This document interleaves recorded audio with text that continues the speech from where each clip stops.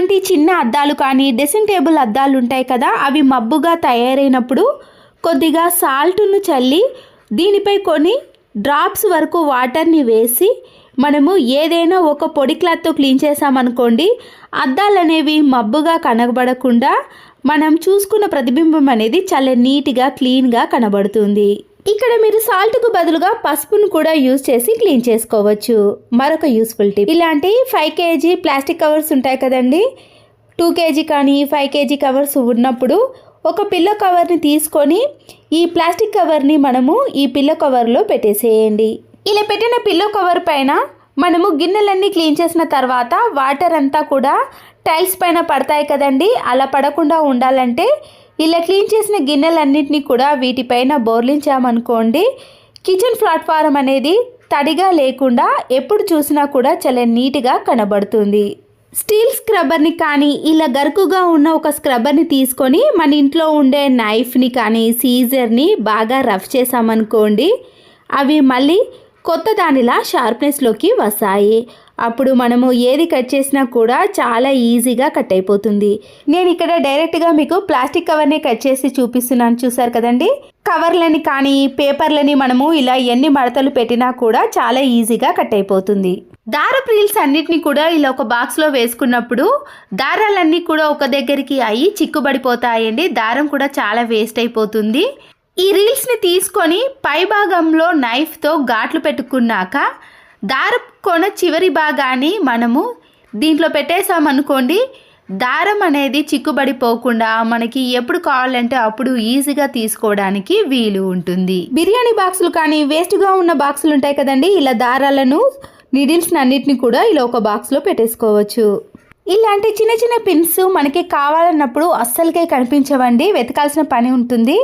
ఇలా ఏవైనా పిల్లలు తినే బాక్సులు కానీ వేస్ట్గా ఉన్న బాక్సులలో ఈ పిన్నిస్ని వేసి ఎక్కడైనా పెట్టేసామనుకోండి, మనకి కావాల్సిన టైంలో ఈజీగా దొరుకుతాయి.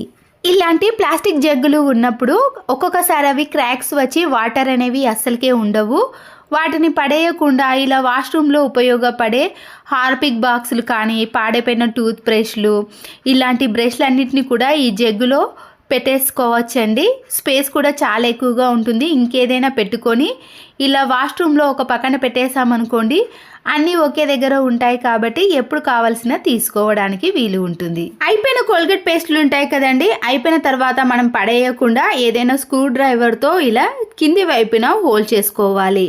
ల్యాప్టాప్ ఛార్జింగ్లు కానీ ఇలాంటి పెద్ద పెద్ద వైర్స్ ఉంటాయి కదండి, వాటిని ఇలా మనము నీట్గా మడత పెట్టినా కూడా స్పేస్ ఎక్కువగా తీసుకుంటుంది, త్వరగా మడత అనేది పోతుంది కదా. ఇలా రౌండ్గా మడత పెట్టుకున్న తర్వాత మనము దీంట్లో నుంచి కోల్గేట్ పేస్ట్ని తీసి క్యాప్ని తీసేసి తర్వాత మళ్ళీ వీటిని ఇలా ఫిట్టింగ్ చేసేసామనుకోండి, వైర్లు అనేవి స్పేస్ చాలా తక్కువగా తీసుకుంటుంది, చూడడానికి కూడా చాలా నీట్గా కనబడుతుంది. వేస్ట్ అని పడేసే వాటిని కూడా మనము ఇలా ఇంట్లోకి ఈజీగా యూజ్ చేసుకోవచ్చు.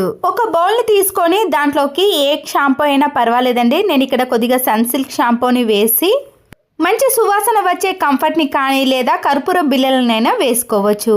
కొన్ని వాటర్ని వేసి ఈ రెండింటిని బాగా మిక్స్ చేసుకోవాలి. ఏదైనా ఇలా స్ప్రే చేసే బాటిల్లోకి అంతా కూడా వేసుకున్నాక గ్యాస్ స్టవ్ అనేది ఇలా జిడ్డుగా మరకలు మరకలుగా తయారైనప్పుడు మనం తయారు చేసుకున్న ఈ లిక్విడ్ని ఈ గ్యాస్ స్టవ్ పైన కొద్ది కొద్దిగా స్ప్రే చేసుకుంటూ స్క్రబ్బర్తో క్లీన్ చేసుకోవాలి. వెంటనే స్క్రబ్బర్తో క్లీన్ చేసుకోకుండా ఒక 5 minutes పాటు అలాగే ఉంచేసామనుకోండి, మరకలు అనేవి ఈజీగా తొలగిపోతాయి. గ్యాస్ స్టవ్ అంతా కూడా స్క్రబ్బర్తో క్లీన్ చేసుకున్నాక డైరెక్ట్గా మనము వాటర్తో క్లీన్ చేయకూడదండి, గ్యాస్ స్టవ్ అనేది త్వరగా పాడైపోతుంది. ఇలా ఒక ఏదైనా పొడి క్లాత్తో గ్యాస్ స్టవ్ అంతా కూడా క్లీన్ చేసుకోవాలి. ఎంత జిడ్డు పట్టిన గ్యాస్ స్టవ్ అయినా సరేనండి, నిమిషాలలో చేసుకునేది ఇలా సెకండ్లలోనే ఈ టిప్స్ సహాయంతో చేసుకోవచ్చు. అలాగే గ్యాస్ స్టవ్ కింది భాగాన కూడా కొద్దిగా స్ప్రే చేసుకొని ఇలా నీట్గా క్లీన్ చేసుకోవటం వలన జిడ్డు పోవటమే కాకుండా కంఫర్ట్ వేయటం వలన మంచి సువాసన కూడా వస్తుంది. స్టవ్ వెనుక టైల్స్ ఉంటాయి కదండి, దానిపైన కూడా జిడ్డు మరకలు పడ్డప్పుడు ఇలా కొద్దిగా స్ప్రే చేసి మనము పొడి క్లాత్తో కానీ స్క్రబ్బర్తో క్లీన్ చేసుకున్నామనుకోండి, ఈ కిచెన్ టైల్స్ కూడా చాలా నీట్గా క్లీన్గా కనబడతాయి. మనము ఈ లిక్విడ్ని ఇలా ఒక బాటిల్లో వేసుకొని ఒక 1 month వరకు కూడా యూజ్ చేసుకోవచ్చు. నెక్కు వేసుకునే చైన్స్ ఉంటాయి కదా, మనం వీటిని బ్రాస్లెట్గా కానీ బ్యాంగిల్గా కానీ యూజ్ చేసుకోవచ్చు. చైన్ వేసుకున్న మాదిరిగా కాకుండా ఇలా వీడియోలో చూపించిన మాదిరిగా 2 వరుసలుగా చేతిపైన వేసుకున్నాక ఈ మధ్యలో నుంచి మనము ఈ చైన్ను తీసుకొని మరొకసారి ఇలా లూజ్గా ఉన్నప్పుడు చేతికి వేసుకున్నామనుకోండి, ఇలా నెక్కు వేసుకునే చైన్స్ని కూడా మనము హ్యాండ్స్కి చాలా బాగా వేసుకోవచ్చు. చూడడానికి కూడా చాలా అందంగా కనబడుతుంది. ఇంట్లో ఉండే మిక్సీలు అనేవి త్వరగా పాడవకుండా రిపేర్కి పోకుండా ఉండాలంటే ఇలాంటి ప్లాస్టిక్ బాటిల్ ఉంటుంది కదండి, నైఫ్ని వేడి చేసి ఇలా మనము ప్లాస్టిక్ బాటిల్ యొక్క పై భాగాన కాటు వరకు కూడా కట్ చేసుకోవాలి. ముందుగానే మిక్సీ లోపల ఏదైనా బ్రష్తో క్లీన్ చేసుకున్నాక మిక్సీ బయట కూడా మనకి ఇంట్లో చాలా రకాల క్లాత్ బ్యాగులు ఉంటాయి కదండి, ఇలా మిక్సీని క్లీన్ చేసుకోవడానికి కానీ గ్యాస్ స్టవ్ని క్లీన్ చేసుకోవడానికి ఈ క్లాత్ బ్యాగులు అనేవి యూజ్ అవుతాయి. తర్వాత మనం ఇలా కట్ చేసుకున్న వాటర్ బాటిల్ క్యాప్ ఉంది కదండి, ఇలా పెట్టేసుకున్నా పర్వాలేదు, లేదా లోపల కరెక్ట్ సైజు చూసి మనము కట్ చేసుకున్నాం అనుకోండి, ఈ మిక్సీ లోపలికి జల పురుగులు కానీ ఎలాంటి పురుగులు వెళ్ళకుండా మిక్సీ అనేది ఎక్కువగా రిపేర్ రాకుండా చాలా సంవత్సరాల పాటు మనము నీట్గా క్లీన్గా చూసుకోవచ్చు. పిల్లల యూనిఫామ్స్ పైన కానీ లేదా కాలర్ షర్ట్స్ పైన మురికి అనేది ఇలా ఎక్కువగా ఉంటుందండి. మనము యూజ్ చేయని ఫోన్ కవర్ ఉంటుంది కదండి, ఆ కవర్తో కూడా మనము ఇలా కాలర్ పైన ఉండే జిడ్డును క్లీన్ చేసుకోవచ్చు. ఫోన్ కవర్లో ముందుగా సోప్ను పెట్టిన తర్వాత ఇలా స్క్రబ్బర్ని పెట్టేసి మీరు డైరెక్ట్గా దారంతో స్టిచ్చింగ్ కూడా చేసుకోవచ్చండి. కానీ ఇక్కడ నేను ఇలా ఊడిపోకుండా ఉండటానికి పైన అలాగే కింది వైపున 2 రబ్బర్ బ్యాండ్లను వేసుకుంటున్నాను. దీనిపై కొన్ని వాటర్ని వేసి కాలర్ పైన ఉండే జిడ్డును ఇలా మనము ఫోన్ కవర్ సహాయంతో క్లీన్ చేసుకోవచ్చు. వర్షాకాలంలో కానీ చలికాలంలో ఇలాంటి సోప్తో మనము బట్టలను వాష్ చేసామనుకోండి, చేతులు అనేవి తెలుపుగా కానీ ర్యాషెస్ రావటం లాంటివి జరుగుతాయి. అలా కాకుండా ఉండాలంటే ఈ టిప్ అనేది చాలా బాగా యూజ్ అవుతుంది. బట్టల బ్రష్తో ఎక్కువగా రాసామనుకోండి, కాలర్ కాడ చినిగే అవకాశం కూడా ఉంటుంది. వైట్ కలర్ కాలర్ షర్ట్స్ పైన మురికి అయితే అలాగే ఉంటుందండి, వాషింగ్ మిషన్లో వేసినా కూడా మురికి పోదు. ఇలా బ్రష్తో కాకుండా మనము చేతికి తడి కానీ సోప్ కానీ తాకకుండానే ఇలా ఫోన్ కవర్ సహాయంతో కాలర్ పై ఉండే మురికిని ఈజీగా క్లీన్ చేసుకోవచ్చు. ఆ తర్వాత వీటిని వాషింగ్ మిషన్లో వేసామనుకోండి, నీట్గా వస్తాయి. అంతేనండి. ఈ టిప్స్ అన్ని మీకు నచ్చినట్లయితే తప్పకుండా ఒక లైక్ చేసి మీ ఫ్రెండ్స్కి కానీ రిలేటివ్స్కి షేర్ చేయండి. మరో వీడియోతో మళ్ళీ కలుద్దాం. వీడియో చూసిన ప్రతి ఒక్కరికి కూడా ధన్యవాదములు. ఇంట్లో ఉండే డ్రెస్లు కానీ షర్ట్స్ కానీ స్వెటర్స్ పైన ఇలా దారపోగులన్నీ బయటకు లేచినప్పుడు ఈ ట్రిమ్మర్తో మనము ఇలా ఆన్ చేసి దానిపై ఉండే పోగులన్నిటిని కూడా ఇలా తీసేయచ్చు. దీనివల్ల డ్రెస్ అనేది పాడవకుండా తర్వాత మళ్ళీ మనము వేసుకోవడానికి చాలా కంఫర్ట్గా ఉంటుంది. ఇలా డ్రెస్లకు పెట్టిన డబ్బులు అనేవి వేస్ట్ కాకుండా ఉంటాయి. పచ్చిమిర్చిని మనము ఏదైనా స్నాక్స్లోకి కానీ దోశలోకి దేంట్లోనికైనా ఇలా వాడాలి అన్నప్పుడు ముందుగా పచ్చిమిర్చిని ఇలా చేతిలోకి తీసుకొని 2-3 సార్లు రౌండ్గా అన్నాక దాంట్లో ఉండే విత్తనాలు అనేవి ఇలా మనం తీసేసామనుకోండి, దాంట్లో ఒక్క విత్తనం కూడా ఉండదు. అంతే కదండి, మనము మిర్చి బజ్జీ వేసుకునేటప్పుడు కూడా ఈ టిప్ అనేది చాలా బాగా యూజ్ అవుతుంది. ఇలా మనము ఏదైనా స్నాక్ రెసిపీలోకి వేసుకున్నాం అనుకోండి, కారం అనేది లేకుండా పిల్లలు కానీ పెద్దవాళ్ళు కానీ ఎవరైనా ఈజీగా తినవచ్చు. దొడ్డు మిర్చిలో కంటే సన్న మిర్చిలో కారం అనేది ఎక్కువగా ఉంటుంది కదా, అలాంటప్పుడు ఈ టిప్ అనేది బాగా యూజ్ అవుతుంది.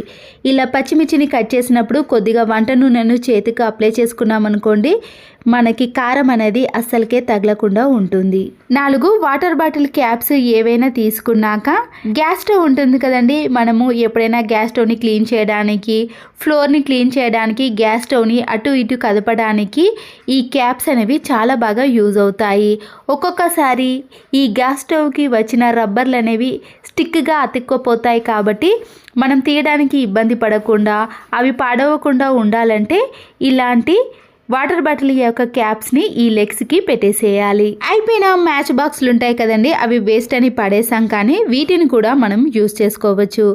ఇలా మ్యాచ్ బాక్స్కి పై భాగాన కానీ కింది భాగాన ఇలా డబుల్ గమ్ టేప్ని అతికించేసి కబోర్డ్స్లో కానీ బీరువాలో మనకి ఎక్కడ అవైలబుల్గా ఉంటే ఆ ప్లేస్లో ఈ మ్యాచ్ బాక్స్ని ఇలా సెల్ఫ్ కింద అతికించేసుకోవచ్చు. మనం డైలీ పెట్టుకునే ఇయర్ రింగ్స్ కానీ ఏవైనా సరేనండి, ఇలా చిన్నగా ఉన్న వాటిని మనము ఈ మ్యాచ్ బాక్స్లో పెట్టేసామనుకోండి, వెతకాల్సిన పని కూడా ఉండదు. లేదా మనము ఎక్కడికైనా ఫంక్షన్కి వెళ్ళినప్పుడు గోల్డ్ రింగ్స్ కానీ ఇయర్ రింగ్స్ పెట్టుకున్నప్పుడు బీరువాలో డైరెక్ట్గా పెట్టకుండా మనకి టైం లేనప్పుడు ఇలా మ్యాచ్ బాక్స్లో పెట్టేసామనుకోండి, ఎవ్వరికి కనబడకుండా కూడా ఉంటాయి. మరొక యూస్ఫుల్ టిప్, వేస్ట్గా ఉన్న ఒక బౌల్ని తీసుకొని దాంట్లో కొన్ని వాటర్ని వేసిన తర్వాత 1 టీ స్పూన్ వరకు నిమ్ముప్పును తీసుకోవాలి. ఇది అన్ని కిరాణం స్టోర్లో అవైలబుల్గా ఉంటుంది. దీంతో పాటు వైట్ వెనిగర్ని కూడా కొద్దిగా వేయాలి. గ్యాస్ స్టవ్ యొక్క బర్నర్స్ అనేవి ఇలా నల్లగా జిడ్డుగా తయారైనప్పుడు ఇలా మనం వేసిన వెనిగర్ నిమ్ముప్పులో ఈ బర్నర్స్ని వేసి ఒక 5 to 10 మినిట్స్ పాటు నానబెట్టేసేయండి. దీంతో పాటు వాషింగ్ మిషన్లో వేసే లిక్విడ్ కానీ సర్ఫ్ను కానీ వేసుకోవాలి. 1 టీ స్పూన్ వరకు వంట సోడాను కూడా యాడ్ చేయండి.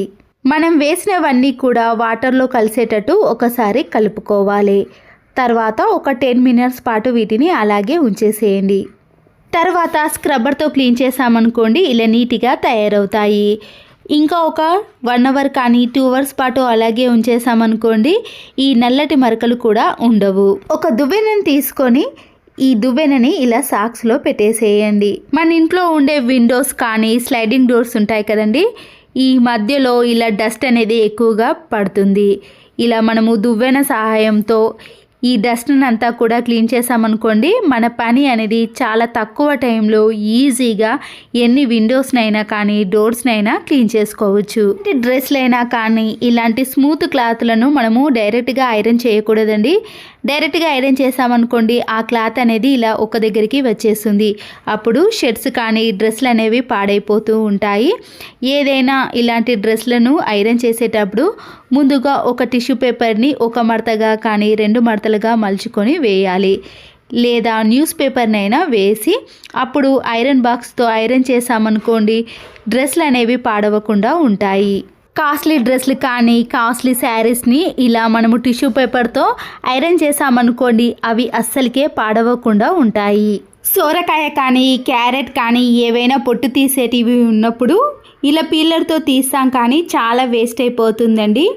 ఇలా కాకుండా వాటర్ బాటిల్ యొక్క పై భాగాన కట్ చేసుకొని ఆ తర్వాత ఇలా తురుముకున్నామనుకోండి, ఏదైనా వేస్ట్ కాకుండా ఇలా ఈజీగా తక్కువ టైంలో మనము ఎన్నైనా తురుముకోవచ్చు.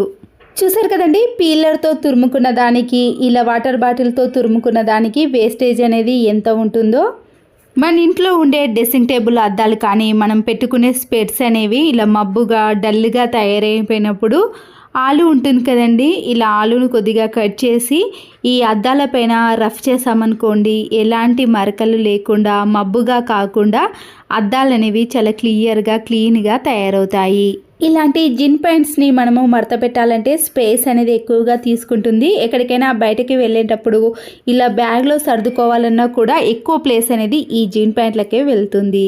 ఇలా జిన్ పాయింట్ని ఫోల్డ్ చేసి కింద కూడా ఒక 2-3 ఫోల్డ్ చేసిన తర్వాత ఈ పాకెట్లో పెట్టేసామనుకోండి, జిన్ పాయింట్ అనేది చాలా తక్కువ స్పేస్ తీసుకుంటుంది. మనము ఒకటి తీసిన మరొకటి పెట్టినప్పుడు కూడా పడకుండా మడత అనేది చెరిగిపోకుండా ఉంటుంది. రైస్ని కొన్ని ప్లేట్లోకి తీసుకొని కంఫర్ట్ ఉంటుంది కదండి, వాషింగ్ మిషన్లో వేసే కంఫర్ట్ని ఈ బియ్యంలో కొద్దిగా కలిపేసేయండి. ఈ కంఫర్ట్ని బియ్యంలో పూర్తిగా కలిసేటట్టు కలుపుకోవాలి. ఇలా ప్రతి బియ్యం అనేది మంచి సువాసన అనేది వస్తూ ఉంటుందండి. ఇప్పుడు ఈ బియ్యాన్ని మనము ఏదైనా క్లాత్లో కానీ లేదా టిష్యూ పేపర్లో కొన్ని వేసుకుంటూ అవి ఊడిపోకుండా ఉండటానికి ఒక రబ్బర్ బ్యాండ్ని వేసేయండి. ఇప్పుడు ఈ రైస్ని కబోర్డ్లో కానీ బీరువాలో కానీ ఎప్పుడైనా ఎక్కడైనా బ్యాడ్ స్మెల్ వచ్చిందనుకోండి, ఈ రైస్లో కంఫర్ట్ని కలిపి పెట్టేసామనుకోండి, మనము కబోర్డ్ తీసిన వెంటనే కూడా మంచి సువాసన అనేది వస్తుంది. అంతే కదండి, మనము హాల్లో కానీ బెడ్రూమ్లో కానీ ఇలా ఎక్కడైనా వాష్రూమ్లో బ్యాడ్ స్మెల్ వచ్చినప్పుడు రైస్లో కలిపిన కంఫర్ట్ని పెట్టేసామనుకోండి, కంఫర్ట్ అనేది ఎక్కువ స్మెల్ వస్తుంది కాబట్టి బ్యాడ్ స్మెల్ రాకుండా ఉంటుంది. మరొక యూస్ఫుల్ టిప్, ఈ దోమల బ్యాట్ని మనము ఏదైనా మేకుకు వేసుకోవడానికి అందుబాటులో లేనప్పుడు ఇలా మాస్కుకు వచ్చిన థ్రెడ్స్ ఉంటాయి కదండి, దాన్ని కట్ చేసి ఈ చిన్న హోల్లో నుంచి ఈ దారాన్ని తీసి గట్టిగా ముడి వేసుకొని మనము ఛార్జింగ్ పెట్టిన ప్లేస్లో కానీ లేదా ఏదైనా మేకుకు వేసుకున్నాం అనుకోండి, దోమల బ్యాట్ అనేది కింద పెట్టినప్పుడు పిల్లలు ఆడి పాడు చేయడం కంటే ఇలా పైన పెట్టేసుకున్నాం అనుకోండి, దోమల బ్యాట్ అనేది పాడవకుండా ఉంటుంది. ఒక వైపర్ స్టిక్ని తీసుకొని రెండు వైపులా ఇలా సాక్స్లను వేసేయండి. ఇప్పుడు ఈ సాక్స్ పైన కంఫర్ట్ని కొద్దిగా వాటర్లో కలిపి మంచి సువాసన వచ్చే లిక్విడ్ని వేసుకుంటున్నాను. మీరు కావాలంటే ఏదైనా లిక్విడ్ని వేసుకోవచ్చు. ఇప్పుడు ఇలా రెండు వైపులా వేసుకున్న తర్వాత మన ఇంట్లో ఉండే గోడల పైన ఈ వైపర్ స్టిక్తో క్లీన్ చేసామనుకోండి, గోడలు అనేవి చాలా నీట్గా ఎలాంటి డస్ట్ లేకుండా ఉంటాయి. ఈ వైపర్ స్టిక్తో మనకి చాలా రకాల యూజెస్ అయితే ఉన్నాయి. ఈ సాక్స్లను వాష్ చేసిన తర్వాత మరొకసారి ఏదైనా లిక్విడ్ని వేసి ఇలా ఫ్లోర్ పై ఉండే టైల్స్ని కూడా క్లీన్ చేసుకోవచ్చు. మాప్ స్టిక్ కంటే ఇలాంటి వైపర్ స్టిక్తో క్లీన్ చేసుకున్నామనుకోండి, ఇలా అతుకపోయిన మరకలు కూడా పూర్తిగా తొలగిపోతాయి. అంతేకాకుండా ఇలా విండోస్ని కానీ డోర్స్ని కూడా ఈ వైపర్ స్టిక్ తోటే క్లీన్ చేసుకోవచ్చు. చీపురు కట్ట కూడా యూజ్ చేయకుండా మనము ఏదైనా ఇలా బీరకాయ పైన ఉండే పొట్టును కానీ దోసకాయపై ఉండే పొట్టును తీసినప్పుడు ఒక్కొక్కసారి ఫ్లోర్కి అలాగే అతుక్కపోతాయండి. మనము చీపురు కట్టతో కూడా ఊడ్చినా సరిగా ఆ పొట్టు అనేది రాదు కదా. ఇలా వైపర్ స్టిక్తో గట్టిగా అనేసామనుకోండి, ఇల్లు కూడా ఇలా నీట్గా ఉంటుంది. మనము ఇలా చెత్తచాటలోకి వేసేసి డస్ట్బిన్లో పడేయవచ్చు. ఎంత సన్నటి డస్ట్ అయినా కానీ ఇలా వేస్టేజ్నైనా ఈజీగా చెత్తచాటలోకి తీసుకోవచ్చు.